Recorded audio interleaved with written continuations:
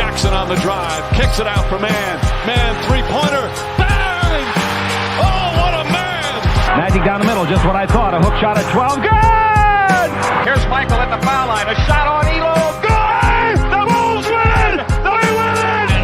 Now there's a steal by Murr. Underneath the DJ, Going up over Bell, ball away. Yes! Yes! At the buzzer, he does it! Was there ever a doubt? A Smith screen, Posey will defend. Oh! LeBron James with no regard for human life. It's a physical game. Oh, real fun! A monster jam by Blake Griffin. What's going on, guys? We back. Did you miss me? I really hope you did, because I missed you. Dime Dropper family in the building on our own show. Dime Dropper returns after a month-long World Cup hiatus. I am not going to lie. It was nice to get away from the game for a little bit, get away from the regular season. It was a tough time for the Clippers and a pretty good time for the Lakers, if I'm being real. Anthony Davis went on a tear while I stopped doing lives. And the Lakers were starting to look a little good, and then sadly AD went down, so hope he gets better just as a fan of the game. But the Clippers, it's not like I haven't been watching Clipper games. If y'all really want to hear my content, you can already follow me on Locked On Clippers, so make sure you go subscribe to that channel. But, of course, before we get started, please make sure to subscribe on YouTube at Dime Dropper and hit the notification bell so you know every time I go live. And, of course, follow me Twitter, Instagram, and TikTok at Dime Dropper Pod. And of course, check me out on Apple Podcasts and Spotify if you can't always see the face here. And how about the background live from Staples Center on this rainy day in Los Angeles? Just kidding. But hey, what do you think? Let me know in the comments. What do you think of the background, the green screen? Does it look better than my blank wall before? I obviously had to go Lob City Retro Court on you guys with this background. And it looks like I'm sitting in the commentary booth. In terms of like where Brian Seaman and them sit, if you actually are familiar, they sit like above the 100 section right in front of Premier. But anyway, tonight's live post game is going to be talking about Clippers and Toronto Raptors. And then we can talk about a historic, and I mean historic, night from LUKA Doncic. I watched the game, the fourth quarter of the Knicks Mavericks game, and oh boy, I saw some things I had never seen before. And then when we talk about Denver Nuggets, that's a team that I had watched a good amount before I went on hiatus, and I watched their Christmas game and I watched some of their game tonight against Sacramento, and I got some more to add on them. But let's get right to it. The Clippers, obviously Kawhi Leonard, the second I left, he played 3 straight games. Then he got hurt again with his ankle sprain, was out for a little while longer. The peak frustration was starting to set in for Clipper fans, getting frustrated with the fact that you just weren't seeing the stars on the court. We weren't seeing our stars. We weren't really making progress. We weren't learning anything new about the team. And we felt like we were kind of stuck in the mud. And then out of nowhere, Kawhi Leonard and Paul George and everybody were cleared to play against the Charlotte Hornets, I believe. Everybody but Norman Powell. They were cleared to play against the Charlotte Hornets. That's when Kawhi made that game winner, and slowly but surely he's found his way. He had a great game against Boston, an even better game against Washington where he scored over 30 points, and you're starting to see the Kawhi Leonard that we remember from 2021 and before that, slowly but surely. And I want to give a shout out right now before we keep going into this game against the Toronto Raptors tonight to the people in the chat. Appreciate everybody as always. Super chats are turned on if you want to drop $1 a dime. If you're feeling a little generous for the holidays, we appreciate every penny here at Dime Dropper as we enter a new year where we got to do better than 2022. Straight up. Showtime Nick, what's going on? Showtime Nick says, welcome back. I'm on vacation these next 2 weeks. I only watch the Lakers and Knicks games though, so I'll let you fill me in on the Clippers. That I will do. So the Clippers have started to play better of late. However, the one major problem for me lately has been that Ty Lue has this guard conviction. And if you go back to my recaps last year of the 2022 playoffs and you go to the Celtics Nets series, you'll see that I made it very clear that having multiple smaller guards or just too many guards out there on this NBA court never worked and does not work now. With all these wing players and everybody, talks about positionless basketball. Positionless basketball is really just a lot of face-up wing players that can guard guys of different sizes. And that's the motto, and that's the model that teams are going to start following going forward in this rest of this 2020s decade, in my opinion. The Clippers have a lot of these wing players, but when they lean to lineups like John Wall, Luke Kennard, Norman Powell all at the same time, I think it really prevents the Clippers from fulfilling and unlocking that potential that they have with the wings that can switch and stay in front on defense, and then, of course, add athleticism on the offensive end. But talk about a team with a lot of wings, the Toronto Raptors. And the Clippers played them in the third game of a 5-game road trip in which they've won the first 2 games.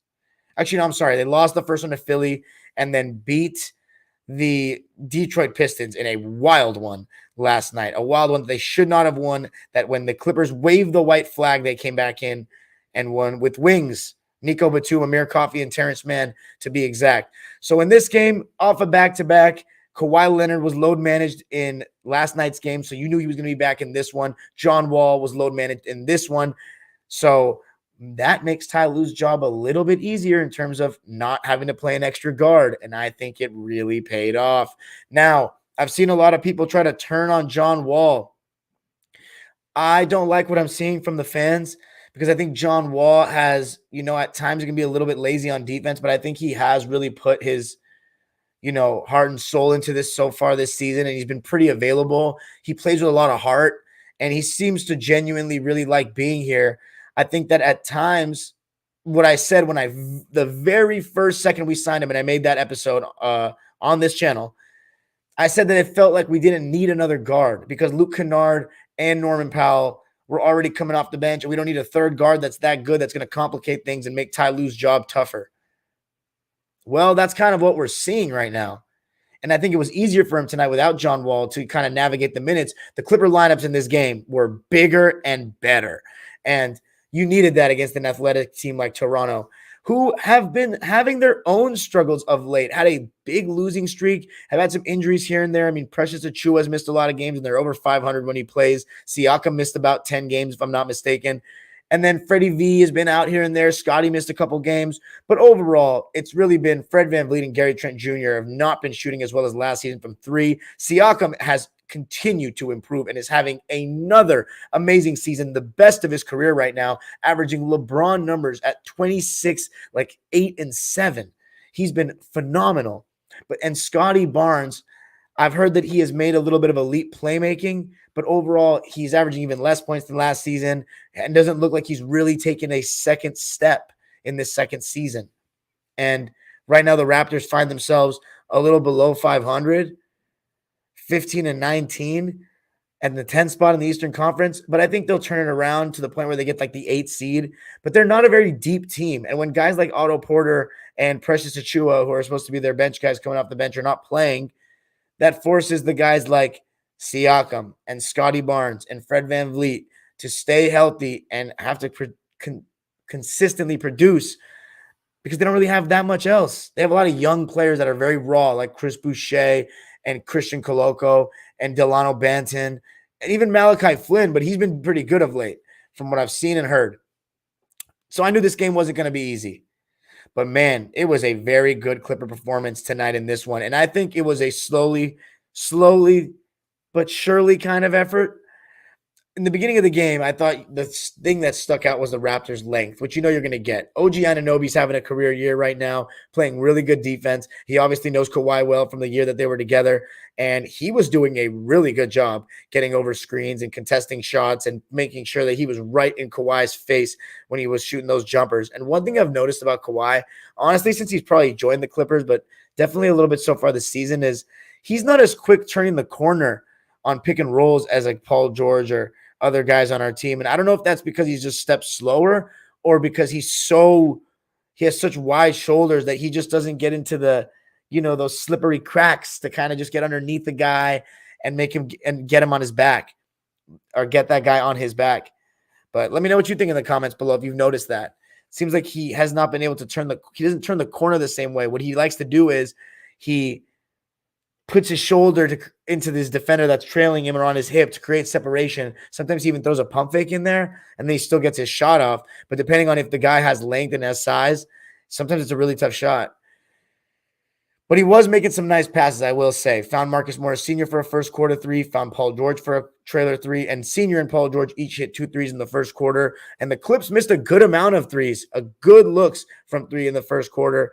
And Zoo, I thought, started out a little bit suspect. Like, I think the length of the Raptors was bothering him. He was kind of second-guessing a lot of passes in the short roll. And at times, I think he got away with a travel or two because of that hesitancy.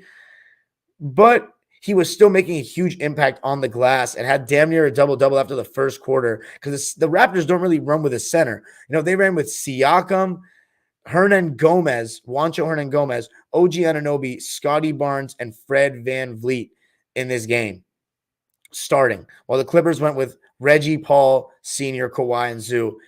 And in the first quarter, there wasn't much separation. It was 29-27 Toronto. And when I say that their length, it's not just OG Anunoby. There was one time where Scotty Barnes was doubling Paul George, and then he got out to Reggie Jackson so beautifully and closed out and didn't even let Reggie get a shot off because of his length. Reggie didn't want to shoot because he thought Scotty would get a piece of it. So that just showed you the length of Toronto.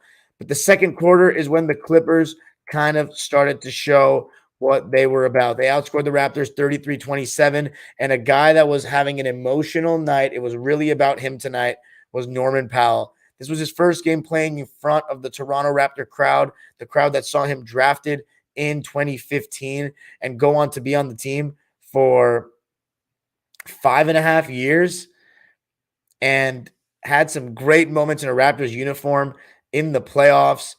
And, of course, was a rotation piece to that team that won the championship. Got a really nice video tribute. And, man, it looked like he was getting emotional. It honestly did. He said he didn't cry, but it looked like his eyes were getting watery to me. But he came in with a vengeance. He was going to the basket hard. He was being aggressive. And every single time he had a chance to dunk, he was doing it. He was feeling himself, and you saw Ty Lue staggering Paul George and Kawhi Leonard in this game. You're starting to see that now more and more as the minutes restriction is lifted. Paul George and Kawhi each played 35 minutes in this game, which you love to see. And Paul George was playing to start that second quarter alongside Norman Powell. And the guys that came off the bench for the Clippers tonight were Luke Kennard, Terrence Mann, Norman Powell, and Nico Batum. Still no Robert Covington or Amir Coffey getting rotation minutes. Robert Covington with yet another DNP, which, again, I'm not a huge fan of, but when the Clippers win by double digits, I do not like to complain. And the Clippers did 124-113 in this one. But I thought in the second quarter you started to see what the Clippers were about. And obviously, defensively with Kawhi, it's a totally different ballgame because of his ability to switch and guard multiple guys. And even though Kawhi Leonard did not have the best game tonight offensively, 15 points, 5 for 12, he really made good passes. He rebounded, but his defense really stuck out to me. He guarded Pascal Siakam a lot in that first half. Paul George took his cracks at Pascal as well. And Pascal has been having the best regular season of anybody on either side, Clippers or Raptors. And he started out the game 2 for 12 in the first half. He eventually ended up 13 for 24 and got to the line 15 times and ended with 36 points. But the Clippers made life tough for him. And I really thought that Kawhi Leonard did a great job defending and taking that challenge even in the first half.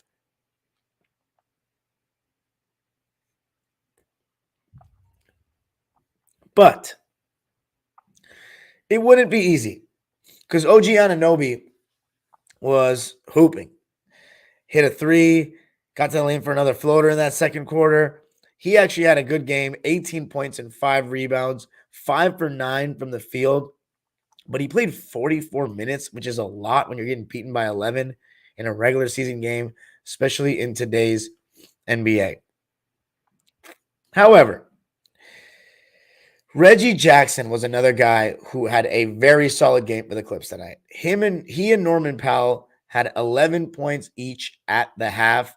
And I thought, again, just like yesterday, Reggie Jackson stuck to the basics and just played his role. A corner three off the catch. A couple of times in the pick and roll when he was handling the ball, I couldn't tell if the Raptors were dropping or hedging.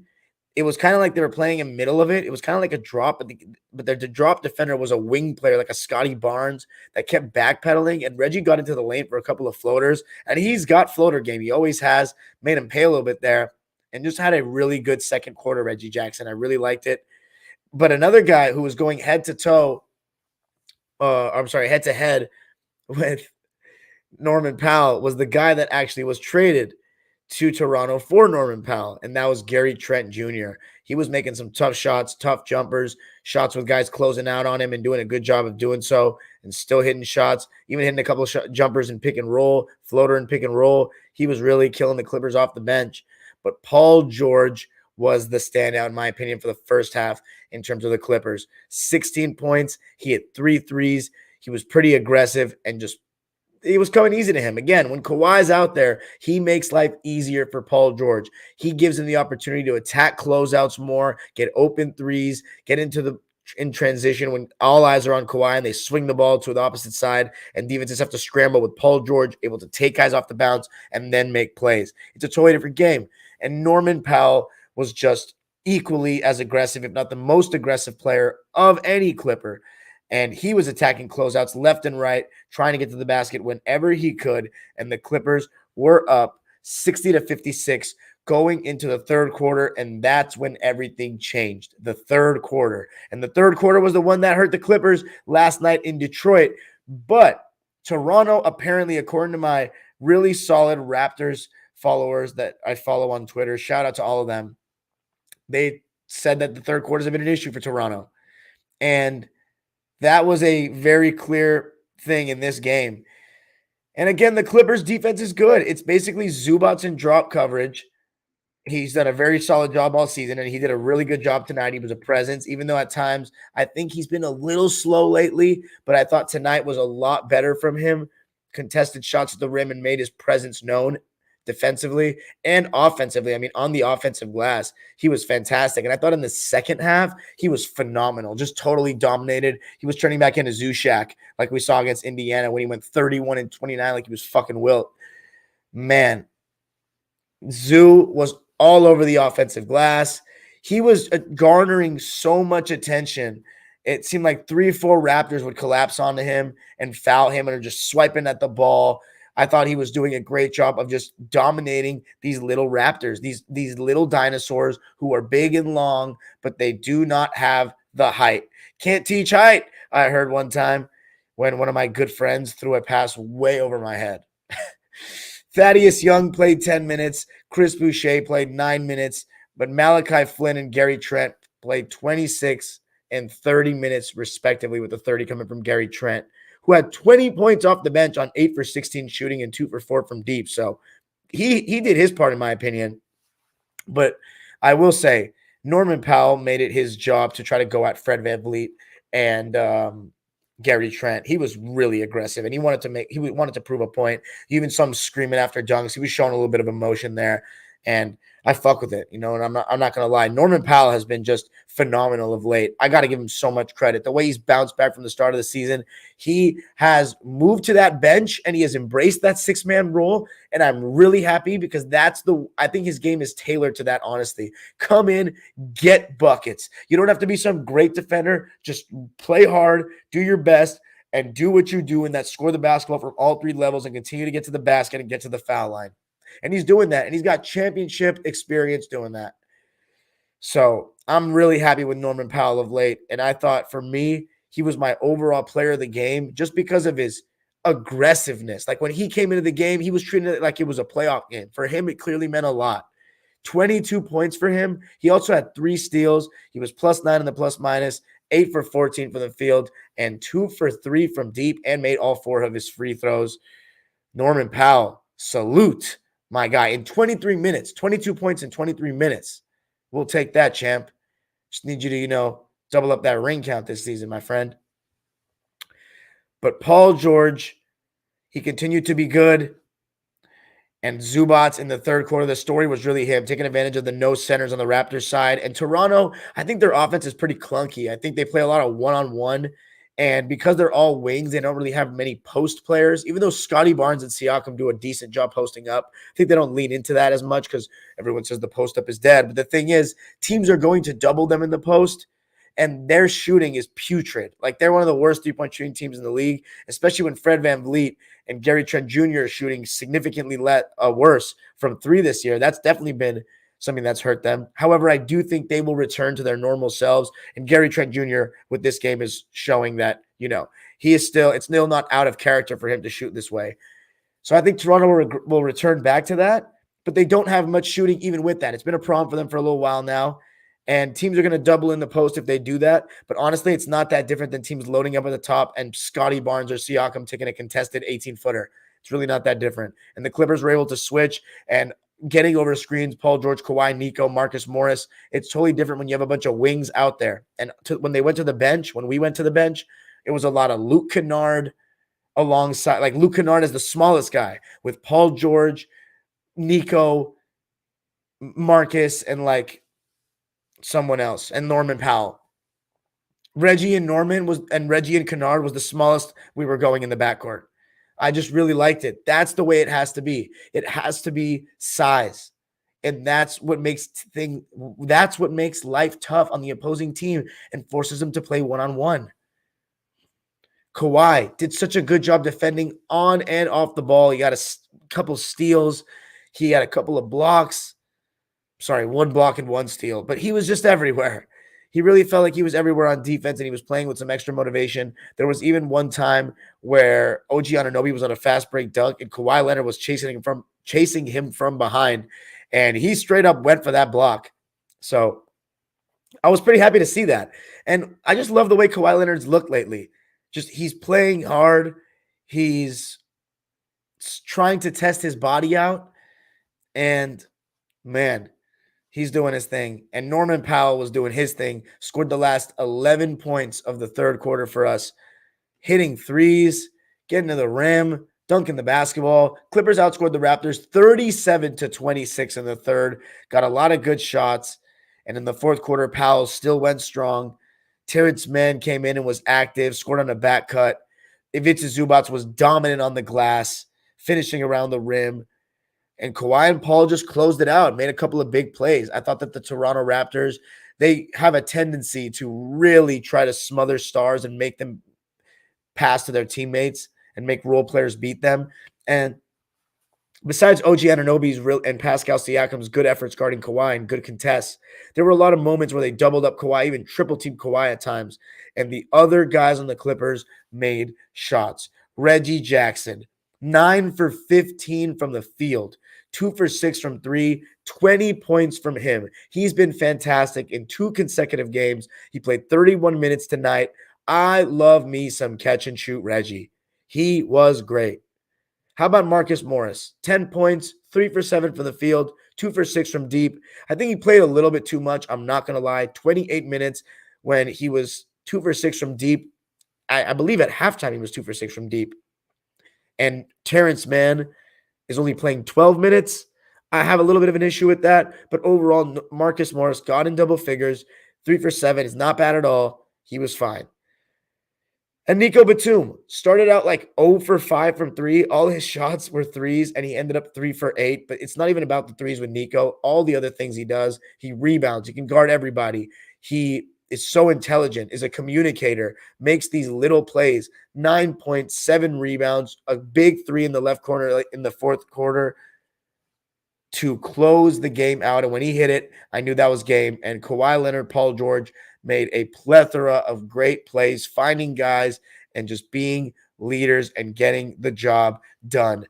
Kawhi Leonard, 15 points, 7 rebounds, 8 assists, which reflects what I'm saying. 5 for 12 from the field, only shot 2 threes, and he made one of them. So slowly but surely, as I said on Locked On Clippers, that 3-point percentage is going to come back to what we know. 4 for 5 from the line from him. Really good defense for Kawhi. I think the stat sheet will definitely not tell you how well he played, and he is doing his thing lately. If it's a Zubac, you can argue he was the player of the game because he really stood out. 10 offensive rebounds for my boy Zoo. 10 offensive rebounds. 23 and 16, along with a block. He was plus 15, the highest of any Clipper. 23 and 16 on 7 for 13 shooting and 9 for 12 from the foul line. As I said, he was getting hacked left and right. He was too big, too strong, too much. Zoo. 9 for 12 from the line. Paul George, another good game. He was great last night in Detroit. Good again tonight. Both ends of the floor. 23 points, 7 boards, 5 assists, 3 turnovers, which is pretty standard for Paul, honestly.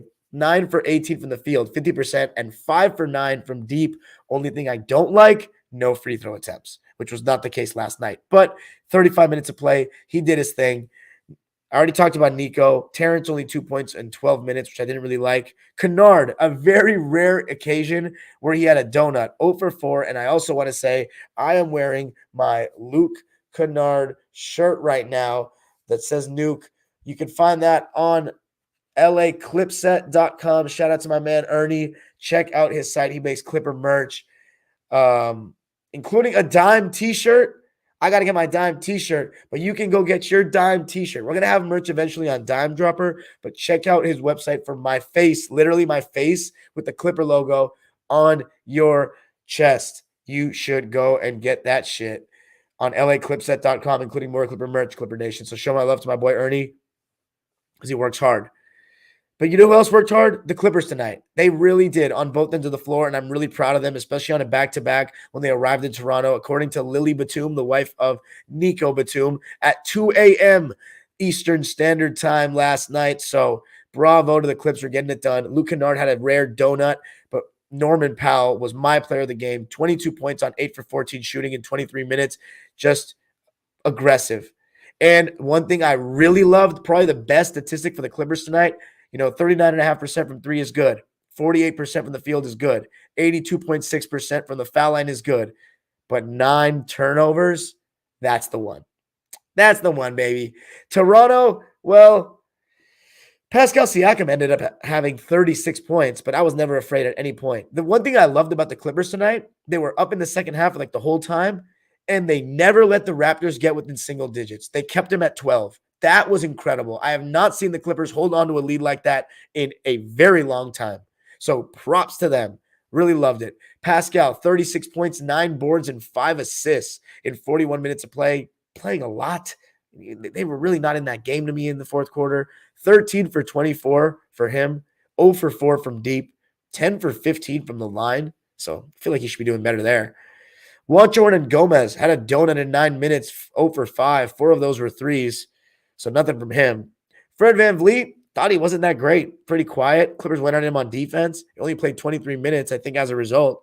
4 points for him, 7 assists on 2 for 6 shooting and 0 for 3 from deep. Scotty Barnes, pretty impressive, I thought. 17 points, 12 rebounds, 8 assists. 8 for 15 from the field. 0 for 2 from deep. His jumper is still a little suspect to me, but he has just great lower body strength, as I talked about last year, and I love his bully ball aspect to his game, but I think he still needs work as a face-up player, and I think it's teams respecting a jump shot first and foremost.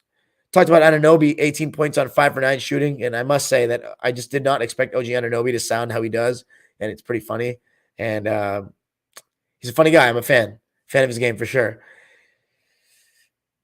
That's all of them, though, for the Raptors. Clippers win it, 124 to 113. They move on to 21 and 15. 10 and 8 on the road, 2 and 1 on this road trip. I'm fucking with it. Really loving the way the Clippers are playing. And because of the way the West has been, they're making me look the fool right now if they can continue this. If they can continue this. Right now we're in the 4th spot, need to get into those top 3, hopefully top 2. Toronto 15 and 19. They got to get it together soon. But somebody who's got it together, actually, before we move on to the Mavs real quick, and LUKA mainly, let me read the comments real quick. From JHC213, he says, also, the rotations didn't seem as bad. I like seeing Man and Luke out there more. I agree. My guy Spencer. Shout out to my guy Spencer. I haven't seen him at a Clipper game this season, I don't think. Or not. No, I probably have seen you this season, Spence, but I don't know if I've seen you recently. He says, Zoo played fantastic. When he plays aggressive, we win, and it opens the floor. Absolutely. An Ernie shout out. He says, I got to get that dime drop of drip. Yes, sir. And Spence also says, yep, they kept the energy the whole way. But Luka Doncic tonight, I watched the fourth quarter of the game against the Knicks. And shout out to the New York Knicks. They've been on a winning streak. They were on a 1, 2, 3, 4, 5, 6, 7, 8-game winning streak. And then now they've lost 4 in a row. My goodness. And tonight was as brutal a loss as you could imagine. I put on the game, and Julius Randle was playing amazing. He finished with 29 points, 18 rebounds, and 4 assists. I think he's having a much better season than last year. Not as good of a season as 2021, but he's kind of just going back to playing basketball, and I think the pressure is lifted a little bit off of him, and he also has more help. RJ Barrett's a better player than then, and then Jalen Brunson, but he didn't have them in this game. RJ Barrett went out of the game after 2 minutes. Hopefully he's okay. Jalen Brunson didn't play. I don't think he's out for a while, though. But Julius Randle to have 29, 18, and 4. Pretty sure he's from Texas. So he's always going to play hard. I could be wrong on the Texas thing. But 29, 18, and 4 for Julius Randle in 45 minutes. That's a lot. Mitchell Robinson had 20 points and 16 boards. But the craziest one of all, Quentin Grimes, who I've heard he and Deuce McBride have made a huge difference defensively for the Knicks, as Evan Fournier is now out of the rotation. And so is, I don't think Derrick Rose is out of the rotation, but he doesn't play as much. He played 12 minutes in this game. But Deuce McBride, for example, played 46 minutes and he came off the bench. 46. Quentin Grimes, 48, but he had 33 points. 33 points. He was impressive when I was watching. I thought the Knicks had the game up 9 with 30 seconds to play. And I will say, very controversial jump ball that was called a little too quickly, in my opinion. Gave the Mavericks the ball back. Pretty sure Christian Wood hit a 3, or that may have just happened.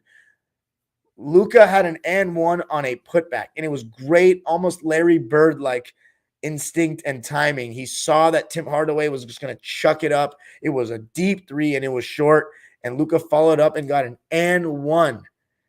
And then they play the foul game. Deuce McBride misses a free throw. Spencer Dinwiddie hits a 3. And then one of the most spectacular things I think I've ever seen in an NBA game, LUKA makes the first free throw when his team's down 3. You know he's going to miss it on purpose. He misses it on purpose really well.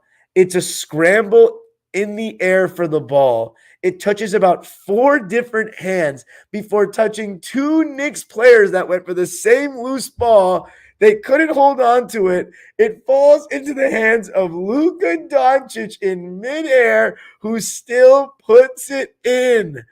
I mean, I've never seen that. Like, what are the odds? That feels scripted almost. Like, LUKA is out here missing the free throw.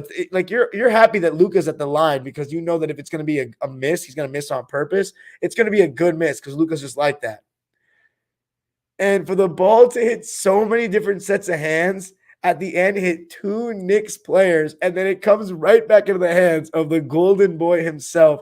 And to have the shot-making ability to fucking make the shot too, like, this guy was just on one. I mean, he's just that kind of guy. We Clipper fans know it very well. A career night for Luka Doncic. You knew the momentum at that point had shifted. Shout out to all the Mavs fans that were at the game. That must have been an electric game to be at. They outscored the Knicks 11-6 in OT to win it 126-121. They're starting to pick it up a little bit of late. Obviously beating the Lakers on Christmas. They're 19-16 now. Knicks are 18-17. Luka Doncic with the franchise high. Yes, franchise high, more than the great Dirk Nowitzki, who just got a beautiful statue unveiled outside the American Airlines Center. Wow, it is beautiful. Shout out to Dirk, one of my favorites of all time. But LUKA surpassed his record tonight with 60 points. And he did something not even the great Wilt Chamberlain did. 60-point triple-double. Only him and James Harden have done it. And he did it with 21 rebounds. 21 rebounds and 10 assists. I mean, are you kidding me? Luka Doncic is right there in that MVP ladder. Although it is too early to talk MVP. I am not going to be one of those guys that talks MVP back and forth in fucking December. But he's playing as well as anybody right now this season. We all know the problem with the Mavs, so I don't even need to fucking talk about it. There's no clear second star on this team, and we're just going to keep saying that. So good night as far as Dallas is concerned.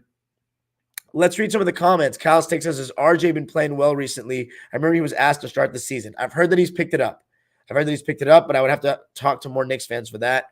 Spencer says, the Clippers are 7 games from taking the first seed. We got to win next game against Boston. Well, that's going to be tough. And he also said, I can't lie, Luka balled out is a very good game. My last thing, the Denver Nuggets, before I shut down for the night. I also will say, guys, ask questions, man. If you have any questions to ask me about my time away, whatnot, please check out my World Cup videos, by the way. I put a lot of time into those, and they were better than, even if you're not a soccer fan, better than any basketball vlog I could ever make. It was the experience of a lifetime. Just check it out. See what the fans were like. The experience was like for me, if you really fuck with my content. But basketball is back. Also, check out my recent Clipper vlog. Shout out to everybody that came up to me at the game. That was awesome to have so many people like recognize what you do. I couldn't be more thankful to you guys, for real. That's the most humbling part about the entire experience. But to close it out, the Denver Nuggets, they've started to gain separation in this Western Conference. Just a tad. And that's because since Jokic came back from COVID, he's been fucking killing. Like, he has been destroying teams, and he is making a really damn good case for himself to join Bill Wilt and the great Larry in the only players to win 3 straight MVP category, because what this guy's doing on a consistent basis, I think he's arguably the best rebounder in the league. He's such an amazing offensive engine. It's so unique.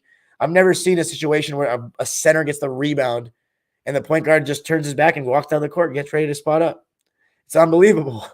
He'll run pick and rolls as the ball handler, but I think my favorite part about him is watching him pass to cutters. You know, everybody knows that if they move and gain an inch of separation coming off a screen or just cutting to the basket, all Jokic needs is a small window and he can potentially find you. He's got that 7-foot frame so he can see over the top of defenders, but he's also just got them passing mechanics, my friends. Passing mechanics. Perfect weight, perfect trajectory, and just fucking teams up. And he is just a great engine, but it's also the Jamal Murray, Michael Porter Jr. Great to see these guys back. That's why I'm watching a lot of these Nuggets games, because Jamal Murray is fun to watch. He torched my Clippers in the glorified summer league, but I still respect his basketball ability. And he is now averaging 18 points a game and 5.6 assists. And his shooting splits are getting a little better. 44% from the field, 35.6% from deep. And the thing about Jamal Murray is, as you saw on Christmas, he's clutch. You know he's clutch. He makes big shots. It's even before the glorified summer league. 2019, Game 7, Spurs. Come on.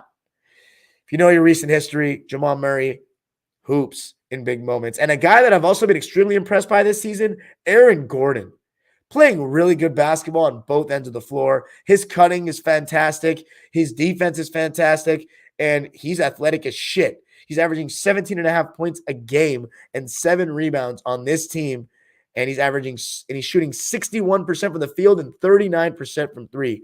He's doing his thing. And MPJ is also shooting 46% from the field and 40.5% from 3 and scoring and averaging 16 points a game. So they got 4 guys all averaging 16 or more. And man, they're the number 1 seed right now in the Western Conference at 22-11. Just got a good win against Sacramento tonight.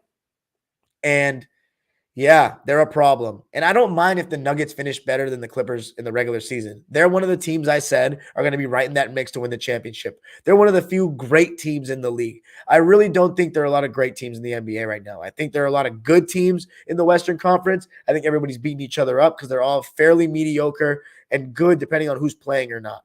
But the Denver Nuggets are a great team.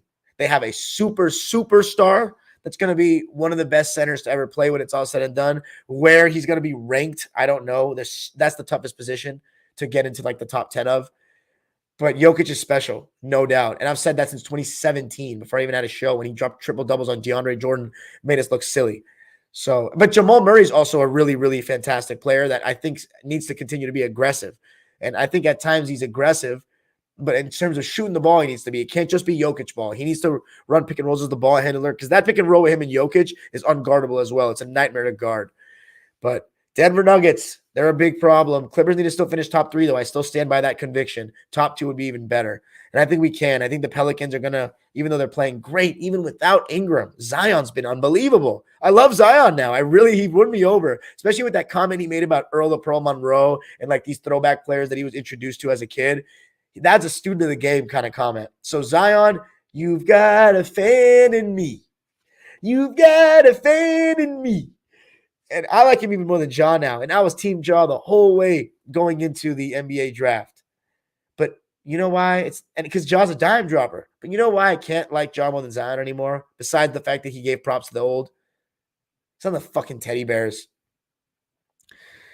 Kyle's take says, talk about Dubs Hornets, at least whatever you watched. Well, I watched the end of the game, and I saw Rancho Cucaminga hit a nice floater on the drive, and I think he's shown some really good stuff of late. And I think that the Warriors, they've had a really topsy-turvy season. As I said before we stopped, they can't guard.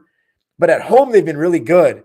It's on the road where they've struggled, and I only seem to watch them at home besides that 5-game road trip. Whenever I watch the Warriors live, they win. So I can't really tell you too much recently. I think all they got to do is just stay within striking distance by the time Steph comes back. I think the Warriors are the only team in the West where seeding doesn't really matter because they've been there, done that time and time again. They already have chemistry, and I think that absolutely rhythm matters. But, man, when you got Steph Curry playing at the level he was playing, sometimes peaking at they peak at the right time last year. So we'll see. Because the West, I don't think any team is that intimidating, really, if you're a Warriors. That's my opinion. Shout out to June 28, July, Alex Delata, all you guys in the chat. Alex Delata says, yeah, Luka went off. I watched the overtime and he was cooking. But, man, he needs help. I love the Mavs when they aren't playing the Clippers. And every time they play, I tell everyone, Dallas Lucas. Kyle's take says, I want to hear you trash Ja and the Teddies who say doesn't have to worry about the West. Yeah, here's the thing about Ja Morant. I love his confidence. I love his spunk and like his energy. But some of the Grizzlies stick their foot in their mouths. And I think that they're a target. And ever since he made that comment about the West, the Warriors whooped on him and the Suns just whooped on him tonight. My God, they beat the shit out of them. Even without Devin Booker, who's been playing really good basketball this season. And shout out to the Suns. I think they're doing, I don't like them, but they're doing a decent job of staying in the mix despite the tough times they've gone through and Cameron Johnson being out. But June 28th, July says, who are the finals favorites at this point? I think absolutely you got to say Denver in the West. I think that right now they're the clear favorite because I just don't think the Pelicans are going to make the finals in their first year winning a series. I just don't think so. I don't think Memphis is ready for that either. I think they're a regular season team that's going to continue to get better in the playoffs, but they're not ready to make the finals, in my opinion. I could be wrong. I really hope I'm right, though. We are right in that mix, though. Just give us a couple more weeks to climb up in those seeds. Clippers are right in that mix. And then if the Warriors figure it out, I think they're in the mix, too. On the other side, it's a Milwaukee and Boston show. I know Philadelphia's going to flame out in the second round. I think the Nets, though, keep your eye on them. I have not watched Jacques Vaughn ball, but the way they've been looking, Kevin Durant's having an amazing season, and no one's talking about him. He should be in the MVP conversation, absolutely. Even when Nash was there, he was hooping on both ends of the floor. And ever since he's come back from the extreme controversy, Kyrie Irving has been hooping. And Ben Simmons has been playing better too. And TJ Warren's back. Nick Claxton's been incredible. Jacques Vaughn has been incredible. The Nets are finally fulfilling the potential that I said they could fulfill, and I'm happy to see it because I didn't want Kevin Durant to leave and be a bitch. But anyway, Cameron Aselli, what's going on, my boy? I missed you. Yes. How's the post-World Cup depression? Awful. Awful. It definitely sucks. Cameron says Luka was him tonight. No words. Knicks didn't even choke that hard. Yeah, the Knicks, that was a generational choke. Oh, my God. You can't be losing games like that. I don't care if the jump ball ruined your momentum. Yes, good point, Kyle's takes. He says, an underrated thing about Denver this season is the pickups of KCP and Bruce Brown. Absolutely. Two-way guys. They can, in KCP's case, can hit the three ball, but they're good cutters and can score floaters, shots around the rim, athletic players that can guard. You got to love players like that. Good in transition as well. Cameron Aselli also says, as for the Clippers, let's end the first half of the season 25-16. I think it's a doable task. Only loss in the next 6 might come against the next game versus Boston, though. Hey, man, Cam, I've said it over and over. One game at a time is the way I like to go because you just never know who you're going to have. What if guys are sitting in those games? What if someone gets injured? Let's just enjoy Kawhi and Paul George one game at a time is my line of thinking, and enjoy that they're healthy against Boston next game. Cameron Aselli says, what's the Raptors ceiling in the playoffs, you think? They're a first-round team. I'm sorry. Alexander, what's up, my boy? He says, I want to kiss Luka Doncic. He's the best in the NBA. We'll see. June 28th, July says, has Ben Simmons been turning things around? I've heard he's been a lot better, but I haven't watched games in a while, so can't tell you. Cal's takes agrees that Kyrie has been balling. Cameron says Nets looking great. Might get that LAC Brooklyn finals. A man can dream. Hollow 702 says another 76ers are going to go out in the second round. Ouch. Are you a Sixers fan, Hollow? Spencer says, what are your thoughts on the fire Ty Lue? Let's settle down, Mike Smith. Has he been perfect? Fuck no. But fire? Are you kidding? Come on, man. We about to do this shit. This league is right now is there for the taking. It's weak. The West is weak. It's mid right now, man. Let's fucking take this shit. But anyway, that's it for tonight, guys. I am going to end the Spotify portion of the chat. I'm sorry, the audio version of the episode because 45 minutes is a lot to listen to one man talk. And even though you have spent your afternoon or whatever you have with me, it's good to be back talking to you guys about hoops. Thank you so much. Now to the live subscribers only that have been patiently waiting in the chat, 18 of them on this night. Hey, man, you're the GOAT, June 28th, July. I really fuck with you heavy. You're goated. I really appreciate you, man. And as I said, one day I will repay all you guys for your unwavering loyalty because I'm a loyal motherfucker. Thank you, sir. Kyle takes his thoughts on the Sun situation. It's been rough a bit. I mean, what do you want me to say? Like, what Sun situation? DeAndre Ayton and arguing and stuff? Like, I mean, are they going to trade him in the middle of the season? No. They're going to lose one more time in the playoffs. Then they're going to trade him. Other than that, I think they're going to finish, what did I say before the season? Fourth? I'm sticking to my guns, honestly. The Warriors not going to be first, though. That was down the tube. Donald Sterling-ass background, though? Are you serious? All right, Alexander, because I'm pretty sure we still had this court in 2015. We actually did, so fuck you.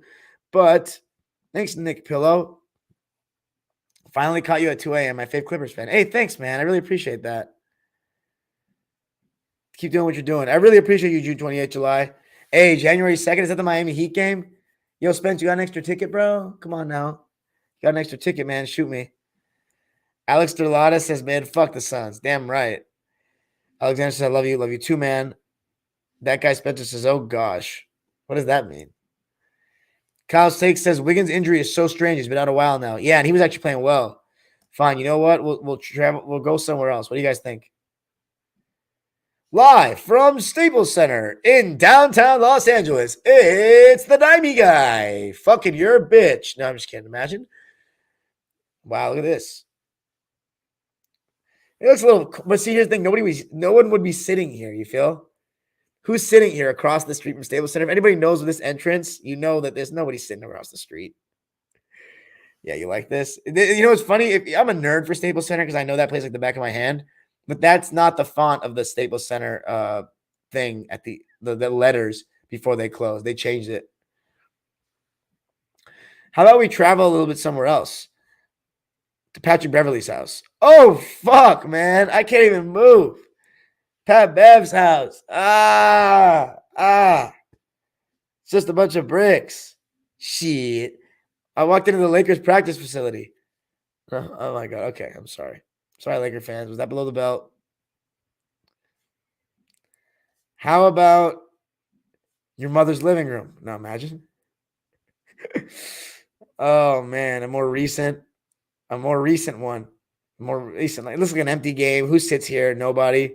How about we go to Qatar? Lusail Stadium. Scene of the World Cup final where Messi made history, by the way. How fucking sick was that? But honestly, let's go back to where we belong. In the commentator's booth at the Staples Center. What do you guys think? Fabian Perspective. Yo, jump in here right now. Let's end this. Let's end this and you get on the mic. I'm going to end this video and we get on your stream. How about that? It's too late in New York, man. Fabian already going to sleep. That's the best view. That's right. Great stream, they say. Damn, bro, you guys all came at the end, man. My video's getting too long now. You feel me? I feel like my video's getting too long. I swear. I also got to do Locked On Clippers, guys. Fuck. This job is ridiculous. That's why I had to come on for you guys tonight. Although I do have a day off. Oh, perspective. Hold on a second. Are you on? Should I send it to your Twitter or your Gmail? Actually, you know what I'm going to do? Have a good night, everybody. I'm opening up a new stream. Light one up and keep going. You think weed makes me have energy? All right, listen. I'm gonna put up a new stream, guys. Join up, okay? All 19 of you, join up.